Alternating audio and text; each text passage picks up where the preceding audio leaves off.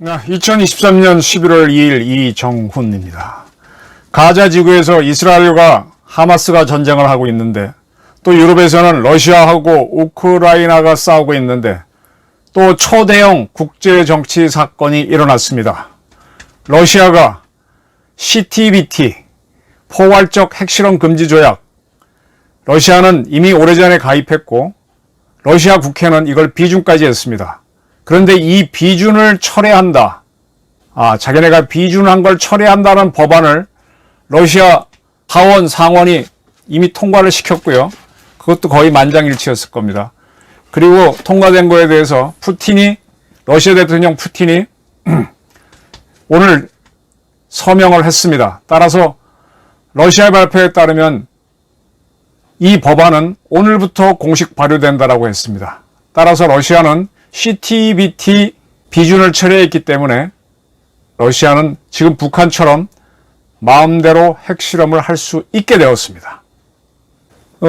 핵 문제로 세계를 안전하게 가자라고 해서 미국이 오랫동안 핵군 축복 회담을 소련하고 러시아와 해왔는데 그 틀이 어느 한쪽에서 무너지고 있는 겁니다. CTBT는 포괄적 모든 핵실험, 지상이든 지하든 1996년 9월 유엔 총회에서 모든 핵실험을 금지하자, 이게 이제 유엔 총회에서 결정이 됐어요. 여기에 대해서 각국이 그해 서명을 합니다. 그래, 나도 유엔 회원국께 서명을 합니다. 서명을 하고 난 다음에 그건 내가 하겠다는 거고, 각국의 자기 정부는 이제 국민을 대표하지만 또 하나의 국민을 대표하는 게 각 나라의 의회잖아요. 그 의회가 비준을 해야만 정식으로 발효가 될 수 있습니다. 96년 각 나라가 서명하고 난 다음에 많은 나라가 비준을 했습니다. 대한민국 국회도 비준을 해서 우리는 핵무기도 없지만 핵실험을 안 하는 나라로 선언을 했습니다. 그런데 미국은 이 조약에 서명을 했는데 아직까지 미국 국회에 비준을 받지 않았어요. 근데 러시아는 일찌감치 러시아 의회는 이걸 비준을 했었죠. 근데 그 비준한 거를 철회해서 미국처럼 비준을 하지 않은 나라로 있겠다, 이렇게 된 겁니다. 근데 이 조약은 어떤 내용을 품고 있는가 하면은, 지금 핵무기를 가지고 있는 나라는 공식적으로 안보리 5대 이사국, 상임이사국, 그 다음에 원자력 발전을 하고 있는 나라들, 국제 핵 공급 그룹에 들어가는 대한민국 같은 나라들, 일본 같은 나라들, 이게 44나라입니다.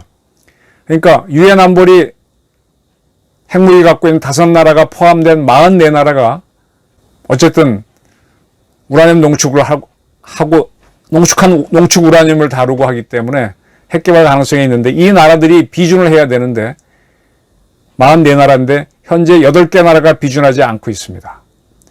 가장 대표적인 게 미국, 이스라엘, 중국. 미국과 중국은 핵 보유국인데 안 하고요. 이스라엘도 진짜 핵 보유국인데 안 했습니다. 그리고 이란이 핵 개발을 하고 있는데 안 했고, 이집트도 안 했습니다.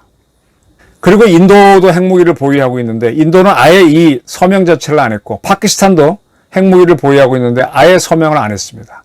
북한도 핵무기를 보유하고 있는데 안 했습니다. 미국, 이집트, 이스라엘, 이란, 중국 5나라에다 인도, 북한, 파키스탄이 서명을 안 해갖고 현재 이 조약은 공식적으로 발효되지는 못하고 있어요. 그런데 이번에 푸틴의 러시아가 비준 처리를 했기 때문에 9나라가 됐습니다. 따라서 CTBT는 여전히 더 발효되기 어려운 상황으로 놓였습니다. 소련은 CTBT에 가입한 게 이제 96년에 바로 했던 걸로 기억하는데, 왜 이랬느냐? 이제 미국하고 핵게임을 하겠다는 거죠. 러시아가 이렇게 되면 이제 핵실험을 초대형, 옛날 얘들이 갖고 있던 가장 큰 ICBM이 사탄, 서방 국가들이 사탄, 악마라고 붙여준 사탄 초대형 ICBM이 있는데, 그걸 갖고 이제 실험을 하겠죠. 그러면 또 세계가 긴장을 하겠죠. 시험하는 거는 직접 발사한 건 아니지만은 온 세계가 핵의 공포에 젖어들 수도 있습니다. 또 하나 이제 우리 동아일보가 보도했는데, 우리 국방당국에서 어제 제가 정리한 것처럼 북한이 122mm 방사포탄, 그라드 포탄, 방사포탄, 155mm 포탄, 전차형 포탄, 후대형 대공 미사일, S-300 시리즈겠죠. 또 대전차 미사일 등을 러시아에 지원하는 걸로 보인다.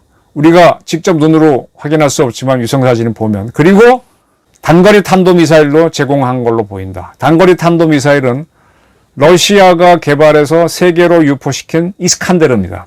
우리도 이스칸데르를 도입해서 우리 현무 2B 300km 날아가는 탄도미사일을 만들었고 그 기술을 갖고 계속 현무 4, 5로 발전시키고 있습니다. 우리는 SRBM에서 IRBM으로 지금 키우고 있죠.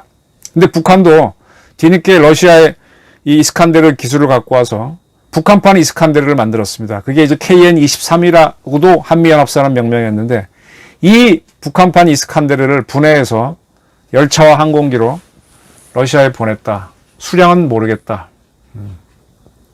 현재 우리는 북한이 러시아에게 122mm 방사포탄 100만 발, 152mm 야포탄은 20만 발 보내지 않았겠나 이렇게 보고 있습니다.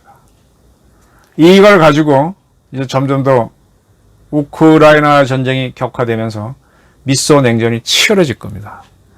이제 앞으로 이제 세계를 볼 때 이제 국제 정치를 보지 않으면요 우리 한국 정치가 어떻게 요동을 칠지 모릅니다.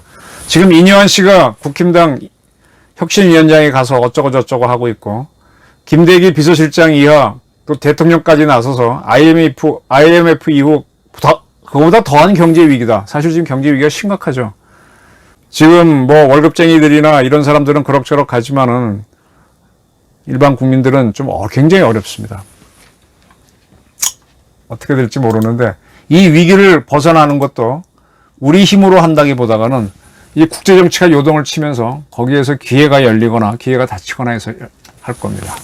국제정치가 늘 보게 되면은 냉전이 치열할 때 6.25 전쟁이 터졌고 또 고대로 올라가 보면은 그때는 세계가 중국이었으니까 중국이 분열되면 우리도 분열됐다가 중국이 통일되면 통일되고 하면서 굉장히 복잡한 국제정치를 항상 몇천 년 겪었거든요.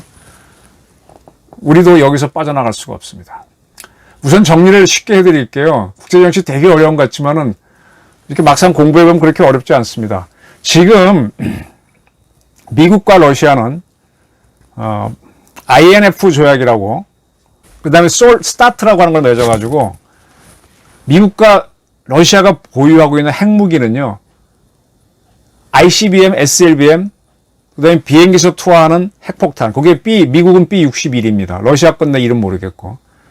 ICBM, SLBM, 그 다음에 핵폭탄 포함해서 두 나라가 1,400발 플러스 정도, 1,400발 정도만 보유하고 있습니다. 미국은 ICBM이 900발, SLBM이 520발, 그 다음에 B-61 핵폭탄은 475발. 네. 그 다음에 이거를 싣고 가라는 전략원전, 전략폭격기 같은 거는 미국은 한 650기 갖고 있고 러시아도 비슷한 수로 갖고 있습니다. 이게 전제 핵전력이고요. 제가 이건 왜 이렇게 알 수 있는가 하면은 미국과 러시아가 이걸 서로 확인해 오고 하기 때문에 이건 좀 확인이 됩니다. 그러고 이제 중국부터는 아까 여기는 1,450발 그런데 중국은 한 500발 이하, 영국, 프랑스도 더 이하, 북한도 그 이하 그렇게 보고 있는데 그쪽은 뭐 작으니까 그냥 넘어가겠습니다. 이걸 갖고 이제 미소가 서로 대립하는데 지금 미국이 갖고 있는 ICBM은 미니트맨 3입니다. SLBM은 트라이던트 2. ICBM은 옛날 것보다 좀 작아졌죠. 네. 이 미국과 과거의 소련, 지금 러시아는 지금 경제적으로는 미국의 상대가 안 되는데 여전히 미국과 더불어 세계 정치를 논의한다. 나를 무시하면 세계 휘젓는다. 라고 하면서 도전하면서 내가 원하는 건 이거야. 네가 원하는 건 서로 맞춰서 계속 이렇게 세력균형을 잡아가려고 애를 쓰죠. 지금 중국이 부상했지만 중국은 너는 아직 삼류 국가야 이렇게 밀어내고 중국은 반대로 내가 새로운 강자니까 미국이 나하고 회담해야 돼. 신형 새로운 대국 관계를 맺자. 러시아 빼고 이렇게 하는데 어쨌든 미국은 중국도 상대하고 러시아도 상대하고 또 유럽 중동 문제도 하고 동북아 문제도 해야 되고 굉장히 패권 국가이기 때문에 많이 그렇게 당하고 있습니다.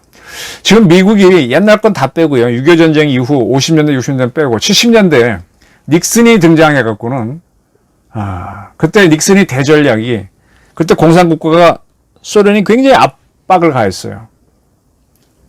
그러니까 소련을 흔들려면은 소련과 같은 공산권인 중국을 땡겨내면은 약해질 거다. 약간 허무기 작전을 쓰죠. 그래서 중국에 접근합니다. 몇 차례 말씀드렸지만 키신저 안보보좌관이 파키스탄을 거쳐서 중국에 들어갔다가 나오고, 그 다음 해인 72년도에 닉슨이 중국에 들어가서 모택동을 만납니다. 그리고 대화를 딱 하는 거죠. 대화를 하니까, 그러고 나서부터는 이제 미국은 아시아 방어는 아시아 국가들이 하라서 미국은 막 빼내죠. 공산국가 자극 안 하겠다, 대화하겠다. 상당히 햇볕 같은 걸 핍니다. 그렇게 되니까 러시아도 미국이 좀 닉슨은 유화적이네 하고 이제 회담을 하면서, 그때 뭘 믿는가 하면 솔트, 전략무기 감축 협정. 자, 미국과 그 당시 소련이 어마어마한 뭐 10,000발 가까운 ICBM 뭐 이런 게 있었는데 그거를 줄이자라는 약속, 솔트 협정을 맺고요. ABM 조약을 맺습니다. ABM은 뭔가 하면 지금의 MD예요. 소련이 쏜 미사일이 날라오면은 미국도 무사일 쏴서 이걸 맞추거나 아니면 먼저 자기가 자폭해서 이걸 터트리는, 탄도탄 잡는 요격 미사일을 미국이 뭐 하겠다 그랬었는데 사실은 좀 뻥이었죠. 근데 그때 이런 탄도탄 요격 미사일을 하지 말자라는 협정을 맺습니다. ICBM, SLBM은 줄이면서 ABM은 하지 말자. 그러니까 서로 쏠 수 있는 총알은 줄이지만은 그 총알을 막는 방패는 아예 없애자. 그렇게 해야 서로 이제 약속을 안 지키면은 상대가 쏘는 걸 맞아 죽을 수 있어야만 서로 줄일 수 있다 해서 이게 합의가 됩니다. 이게 합의가 될 때 세계적으로 이렇게 미소가 또 미중이 서로 가까워지니까 어이구 출렁하잖아요. 그때 박정희 대통령은 이렇게 되면은 북한하고 우리도 사이좋게 지낸다는 쪽으로 가야 되기 때문에 이우락 중앙정보부장을 이북에 보내서 7.4 공동성명, 우리도 대화로 한다라고 하면서 안으로는 내부 단속을 하죠. 그래서 10월 유신을 선포합니다. 북한도 김일성의 동생인 김영주를 대한민국으로 보내서 박정희 대통령을 만나서 7.4 성명을 같이 발표하고, 그러면서도 내부 단속을 합니다. 세계적으로 저러니까 우리도 유화적인 걸 하지만 그건 아니다라고 하면서 사회주의 헌법을 만듭니다. 사회주의 헌법이 뭔가 하게 되면 그때 처음으로 주체사상을 통치 이념으로 넣으면서 김일성 유일사상을 강조하는 사회주의 헌법을 만들고 지금 손자까지 정권이 내려가도록 그런 체제를 만들죠. 그 72년도에 이렇게 유화 국면이 쭉 열리다가 그건 어차피 서로 게임하는 와중에 있던 거죠. 76년도부터 다시 소련이 공세로 나옵니다. 그래서 중거리 탄도미사일인 IRBM인 SS-20을 동독에 배치합니다. 딱 미국한테 좀 대화 좀 하다가 4년 만에 쫙 밀어보는 거예요. 거기서 IRBM을 쏘게 되면 런던, 파리, 베를린 다 터지죠. 로마. 그러니까 나토의 유럽 국가들이 비명을 질러요. 그래서 그 나라들이 더블 트랙 디시전, 이중 결정이라는 걸 내려갖고 미국의 IRBM을 서유럽에 배치해라 라고 해서 미국은 펄싱2 중거리 미사일과 그리폰이라고 하는, 이거는 토마호크라고 생각하시면 되는데 핵탄두를 탑재하는 중거리 순항 미사일을 배치합니다. 그래서 서독의 SS-20, 서독의 펄싱2, 동독의 SS-20 배치가 되면서 유럽에서 막 냉전이 확 올라가요. 굉장히 심해집니다. 그런 와중에 79년도에 소련이 아프간을 침공하죠. 미국은 거기에 저항하는 세력을 도와줍니다. 그리고 80년에 이란에서 무슬림 쿠데타가 일어나서 팔레비 왕정이 붕괴되고 이란은 아주 친미 국가에서 반미 국가로 돌아서게 됩니다. 미국이 많이 코너에 몰리게 되죠. 그럴 때 미국에서는 레이건 대통령이 당선돼가지고 참 위기에 빠진 미국을 구하기 시작하는데, 그러한 레이건이 82년도에, 레이건은 윤석열만큼은 아니지만은 국회에서는 민주당이 다수였어요. 굉장히 불리한 조건에서 미국을 구하기 시작합니다. 82년도에 솔트를 넘어서는 핵무기 감축 협정을 맺자라고 제의를 합니다. 그때 미국과 소련이 보유한 핵무기가 5,000발인데 이거를 뭐 대폭으로 줄이자라고 제의를 합니다. 그러면서 그렇게 해야 되는 이유로 쟤네들이 지금 아프간을 침공하고 그다음에 사상 최대의 ICBM인 사탄을 만들었어요. 사탄. 러시아가, 소련이. 거기에 맞서서 미국도 사상 최대의 ICBM인 피스키퍼를 만듭니다. 이렇게 경쟁이 심할 때에 이 레이건 대통령이 소련을 악의 제국, Evil Empire라고 규정하죠. 여기서 냉전이 확 올라가는 와중에 핵무기 감축협정을 해보자라고 제의합니다. 그리고 뭘 제의하는가 하면 미국 국민들한테 SDI를 하겠다고 발표합니다. SDI는 지금 MD라고 보시면 돼요. 미사일 방어하는 시스템이에요. 과거 미국이 소련하고 그 ABM 조약을 맺었다 그랬죠. 그래서 ICBM이나 SLBM을 요격하는 미사일을 만들지 않겠다 그랬는데 그게 있음에도 불구하고 유력한데도 파기하지도 않고 전략방위 구상 SDI 그래서 미사일을 잡는 시스템을 개발하겠다고 선언합니다. 그러니까 그게 83년 3월 달인데 이때 어떤 일이 생기는가 하면 그해 9월 달에 미국을 출발해서 알래스카 앵커리지를 거쳐서 서울로 오던 대한항공 007편이 9월 1일 날 홋카이도 북쪽 태평양을 지나다가 소련 공군기한테 미사일을 맞고 격추돼 추락합니다. 007 사건이죠. 미소가 냉전이 치러지면 이런 식으로 어디든가 터지는데 그 터지는 대상이 우리일 수도 있다는 겁니다.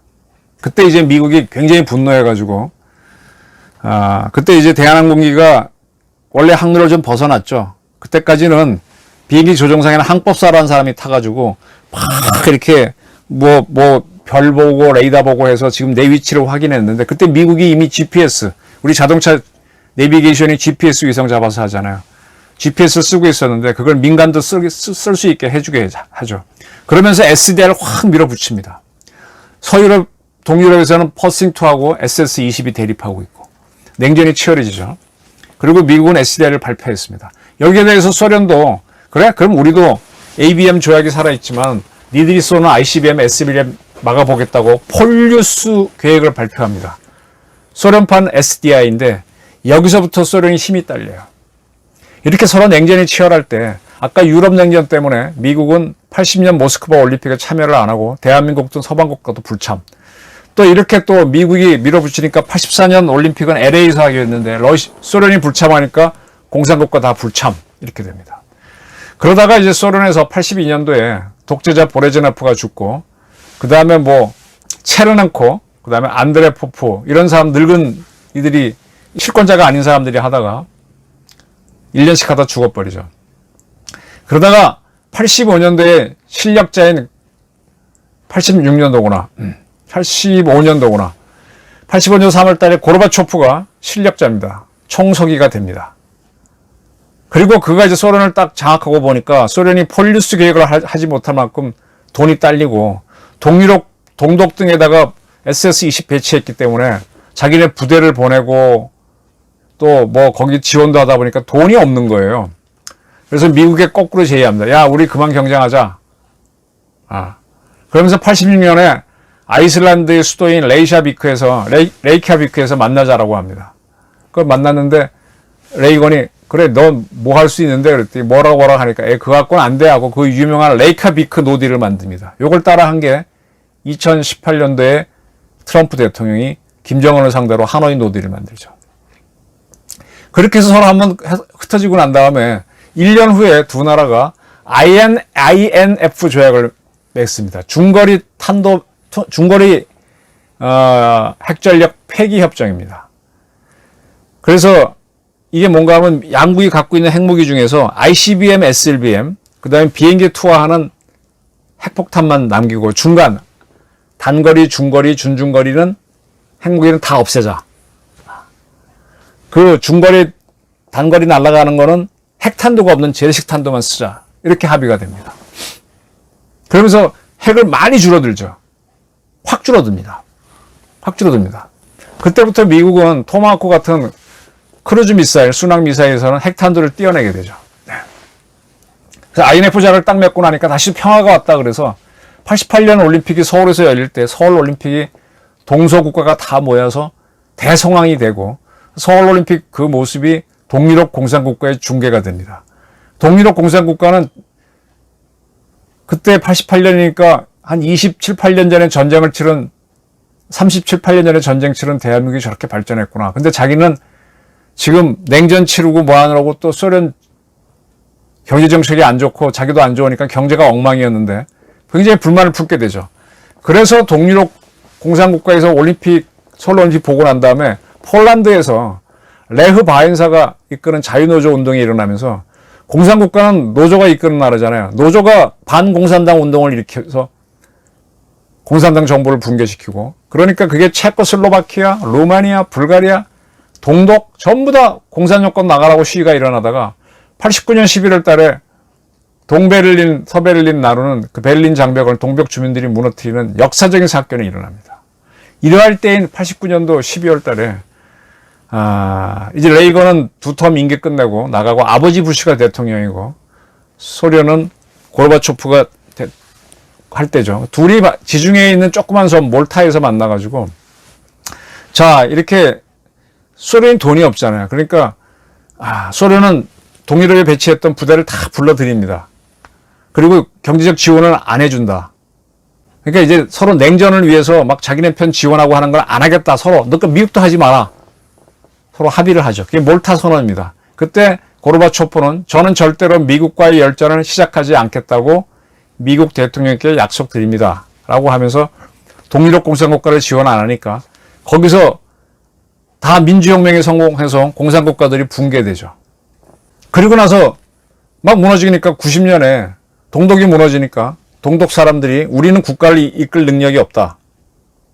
우리는 서독 연방에 들어가겠다고 하면서 90년 10월 3일 독일이 통일됩니다. 통일됩니다. 그리고 이제 그리고 1년이 지난 91년 7월 달에 이 고르바초프하고 아버지 부시가 또 만나서 스타트라고 하는, 과거의 솔트는 전략 무기를 제한하는 거였는데 구체적으로 줄이자. 아까 INF처럼 줄이자. 이제는 ICBM이나 SLBM을 줄이는 거죠. 그렇게 해서 그거를 스타트라 그러는데 91년 7월 달에 이걸 양국이 합의를 해요. 그래서 확 줄입니다. 확 줄입니다. 그리고 난 다음에 그해 12월 달에 소련이 무너지고 소련의 15개 국가가 다 독립을 하게 되죠. 그리고 러시아가 생긴 다음에 러시아가 소련주의를 이어받습니다. 소련이 붕괴되고 나다 보니까 소련이 15개 나라인데 소련은 러시아뿐만 아니라 우크라이나, 벨라루스 이런 데다가 다 핵무기를 배치했는데 그 핵무기들은 벨라루스나 우크라이나가 갖게 된 거예요. 이제 그러한 핵무기들을 다시 러시아에 돌려줘서 러시아가 관리하자라고 했는데 여기에 반기를 든 나라가 지금 우크라이나였습니다. 이제 소련 붕괴 후에 소련 핵무기를 가진 나라가 러시아 말고도 벨라루스하고 카자흐스탄, 우크라이나였는데 이 세 나라가 갖고 있던 핵무기를 러시아에게 돌려주자라고 추진된 게 리스본 의정서란 겁니다. 리스본 프로토콜 92년도에. 그래서 이거를 미국과 그 다음에 러시아, 그 다음에 이 세 나라가 서로 합의를 하자 그랬습니다. 그리고 세 나라는 절대로 핵무기를 안 갖겠다고 NPT에 가입하자. 이렇게 했는데 여기에 대해서 반기를 든 나라가 우크라이나예요. 이렇게 미국이 한참 벨라루스 이런 나라로부터 핵무기를 없애려고 할 때 우리나라에서도 미국이 배치했던 핵무기를 다 빼냅니다. 그리고 북한이 그때 핵 개발의 가능성을 막기 위해서 북한하고 서로 비핵화하겠다는 약속을 하라 그래서 그 유명한 한반도 비핵화 선언이 91년 11월 달에 나오게 되는 겁니다. 그래서 우리는 적어도 한반도에서는 남북한끼리 서로 핵을 안 말겠다는 약속을 하게 되는 거죠. 이렇게 해서 그러니까 우리가 한반도 비핵화 선언을 왜 했냐, 북한하고 왜 했냐 그러는데 국제 정치에 따라서 이렇게 하게 되는 겁니다.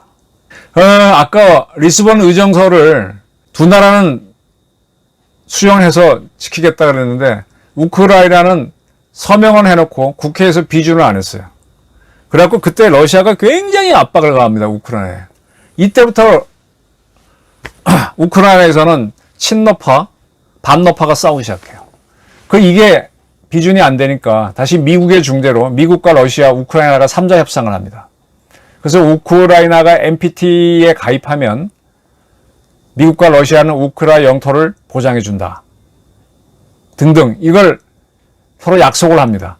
이게 부다페스트에서 맺었기 때문에 그 유명한 94년도 12월 달에 부다페스트 각서가 됩니다. 이 각서를 맺을 무렵에 그 리스본 의정서를 우크라이나 의회가 드디어 비준을 하면서 우크라이나는 핵을 다 러시아로 보내고 NPT에 가입합니다. 부다페스트 각서를 받았기 때문에. 그런데 지금 2022년 2월 24일 날 러시아는 특별 군사작전이라는 이름으로 우크라이나를 침공했습니다. 우크라이나는 핵이 없죠. 근데 부다페스트 각서에 따르면 미국과 또 영국까지도 우크라이나 영토를 보존해 준다 그랬는데 보존을 안 해줬죠. 침략당해서 뺏겼죠, 많이. 그러니까 지금 어쨌든 미국은 무기를 지원하고 있는데 그러나 우리는 참전을 안 하겠다. 이렇게 선언해 놓고 전쟁이 한창이 벌어지고 있는 거죠. 자, 그렇게 해서 이제 우크라이나를 돌려놓고 난 다음에 미국과 러시아는 스타트 2를 맺습니다. 핵무기를 더 줄이게 되죠. 그렇게 해서 이제 요렇게 93년도에 요걸 할 때 스타트 2까지 갔을 때 CTBT에 대해서 그 유엔서 나오니까 미국과 소련이 러시아 이렇게 합의하니까 CTBT도 유엔서 만드는 거예요. 그 러시아는 동의했고 왜냐하면 그때 경제가 너무 안 좋았으니까 미국 지원 받아야 되니까. 그리고 이제 국회 비준까지 했는데 미국은 국회 비준을 안 하고 지금까지 지켜온 거죠. 그리고 이제 2002년도에 미국이 ABM 탈퇴를 선언합니다. 그리고 MD 구축을 하려고 해요. 그때는 이제 북한이 한참 핵을 한참 개발할 때죠. 지금 와서 보게 되면 미국이 북한의 핵 개발을 용인한 거는 북한을 핑계로 MD를 만드는 거. 그래서 ABM을 탈퇴할 수 있는 국제정기 때문에 그러지 않았나. 사실은 중국이 핵을 만들었을 때 MD 구축한다 그래도 되는데 그때는 가만히 있다가 북한을 많이 활용한 면이 있죠. 우리는 이용당하는 면도 있습니다. 어쩔 수가 없습니다. 북한이 2003년에 NPT를 뭐 탈퇴한다 막 이렇게 하니까 미국은 MD 구축해서 ABM 탈퇴하겠다. 막 그렇게 하다가 그러니까 또 이제 푸틴은 그때 푸틴이 대통령인데 스타트 2로 무효를 선언하고 뭐 그러다가 또 SORT라고 하는 감축해준 서로 핵무기를 죽이는 협정을 맺습니다. 이때 이게 맺은 게 2011년인데 이때 요거를 뉴스타트라 그래요. 지금은 뉴스타트에 따르면은 미국과 러시아는 아까 ICBM, SLBM 비행기 투하 핵폭탄만 갔는데 1,550개 이하로 하자. 그 다음에 전략 폭격기와 이런 투발 수단은 700개 이하로 하자. 지금까지 이게 유지되고 있는 겁니다. 그래서 아까 제가 처음 서두에서 미국의 핵무기는 1,400 몇 개다. 투발 수단은 650 몇 개다 한 건 바로 그것 때문이죠. 근데 이 푸틴은 이미 2023년 올해 2월 21일 날 뉴스타트 중단을 선언했었어요. 뉴스타트 이거 우리 지키지 않겠다. 그리고 나서는 이제 아직 자기네 법안을 안 만들었는데 요거를 자기네 특별법을 만들어서 자기네 국회가 통과시킨 비준을 무력화해야 되는데 그거에 앞서서 CTBT 비준을 무력화하는 법안을 통과시킨 겁니다. 이렇게 되면 미국이 계속 러시아랑 협상을 해야 돼요. 우크라이나 문제든 가자지구 문제든 동아시아 문제든 네. 이렇게 협상이 쭉 되는 와중에 러시아 경기가 붕괴되면은 이제 물러서겠죠. 그러면서 이제 90년 유럽 냉전 종식 같은 사태가 벌어질 수도 있고 거꾸로 미국이 무너지면은 반대가 벌어지는 거죠. 자, 이렇게 지금 춤을 추고 있는 겁니다. 그래서 러시아가 지금 CTBT 비준 철회 법안을 통과시키고 그리고 북한으로부터 이스칸데르 미사일까지 수입했습니다. 이게 국제 정치입니다. 그래서 제가 이 앞방송에서 러시아에 무기를 공급한 북한을 규제해야 되는데 북한 규제하는 건 마땅치가 않고 유엔 안보리 러시아도 참여한 유엔 안보리가 결의안에서 북한의 무기를 사지 말자라고 했는데 러시아가 샀잖아요. 그러니까 우리는 러시아에 대해서 외교적으로 단교까지는 못하더라도 여기 있는 대사나 무관을 추방하거나 초치하는 외교적 조치를 해야 된다고 주장했습니다. 이거 생각하는 분들은 아직 없을 겁니다. 이렇게 탁탁 던지면서 나가야만 갑자기 변화가 왔을 때 우리가 대응할 수가 있어요. 지금 미소 간의 냉전이 확 올라갑니다. 앞으로 경제도 여기 영향을 받을 것이고 지금 우리나라가 옛날에 무역 흑자를 몇백억씩 잘 벌었잖아요. 근데 2022년부터 우리가 주로 무역 흑자 거둔 게 중국이었는데 2022년부터는 중국이 무역 우리한테 더 벌어가고 우리가 적자국이 됐습니다. 한국과 중국 무역에서 중국이 흑자고 우리가 적자입니다. 경제가 확 변하는 거예요.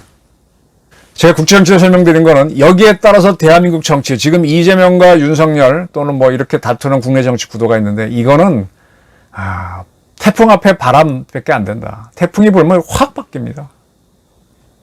거기에 대한 대비를 해라. 근데 북한은 이미 러시아랑 짝짝꿍으로 가고 있으니까 러시아 제재를 우리가 먼저 하면, 선도적으로 하면 이 변화를 탈 수 있을 것이다. 저희 물론 예측입니다. 틀릴 수도 있지만 국제정치를 알고 국내 정치를 하라는 겁니다.